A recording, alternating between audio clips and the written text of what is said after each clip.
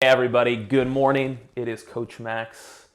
Let's get ready for today's workout. We are going to do a 27-minute workout. It is a 27-minute EMOM, and it's a triplet. So we have three things that we're doing. Sorry, my brace is broken. I haven't had time to fix it. We have three things that we're doing for 27 minutes. So three things, 27 times. We have 9 rounds of these three things. So let's talk about what those three things are. So we have first a clean to press, or clean to push press, or clean to jerk. And we're gonna do those for 30 seconds straight, as many as possible. So minute one, we start. You're gonna clean to press for 30 seconds straight, as many reps as you can. And then we're gonna rest for the remainder of the 30 seconds. For every 30 seconds of work, I want you to count your reps, so as you repeat this minute, you have an idea of what you're trying to hit. So if you remember, our clean to press is taking any object, even a heavy object like this, bringing it up to our shoulder and then pressing it up overhead. Now we can strict press like this, we can push press with the legs, we can even jerk if you'd like to practice that.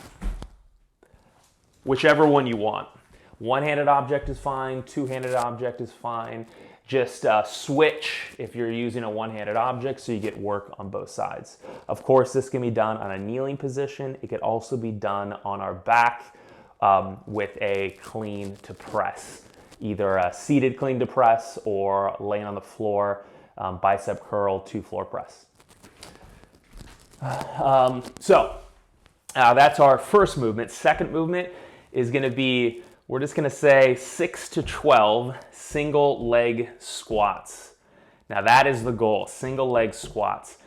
However, if squatting itself is already difficult enough and that's enough of a challenge, let's just do squats.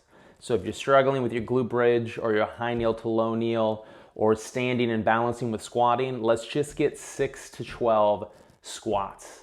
Now the quantity here, this should take between 35 and 45 seconds. That's how I want you to pick your quantity. So if you can do more than 12, do more than 12. But I want you to have, let's say, 20, 15 seconds to rest before the next period.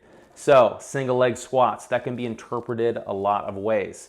We can do the pistol, which is the classic single leg squat, but I actually don't even really care about seeing people do that. What I want is for you to find a squat that biases one leg over the other. So let's take a look at that.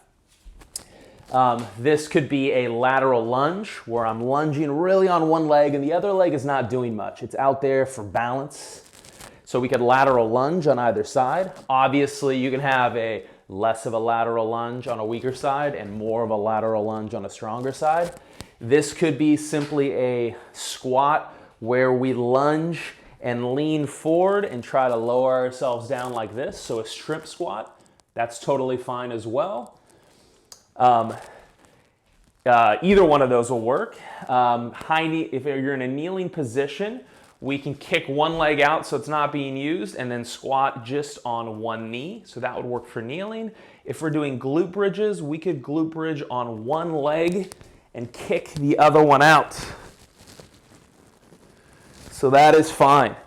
Now, based on how much transition time you need, I'm fine any way that you accomplish this. If you want to focus on only one leg per round, that's totally fine. If you want to alternate, that's fine as well. The goal here is just to try to push one leg a little harder.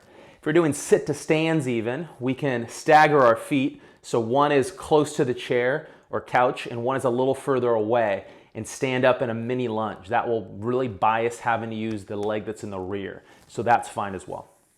Okay, so that is our second round. Third round is a little complex.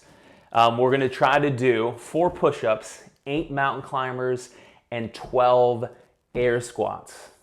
Okay, now let's first of all, quantity, don't care. Find something that's useful. So it can be, let's say, 2 to 4 push-ups, 4 to 8 mountain climbers, 6 to 12 air squats. Now, if you're pretty mobile, this should be fine.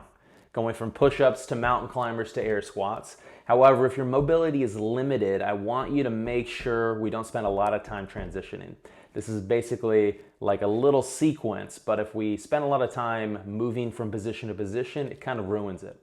So I want you guys to think creatively so you don't have to transition a lot. Let's say, for example, you normally work on the floor. So some push-ups should be fine. Mountain climbers should be fine as well. I'll take either version of mountain climber. You can go wide or you can just bring your knee to your elbow. And then finally, you can do some glute bridges if it takes you a while to stand up. Even if it takes you a while to go into kneeling, we can do glute bridges or high kneel to low kneel if that's okay.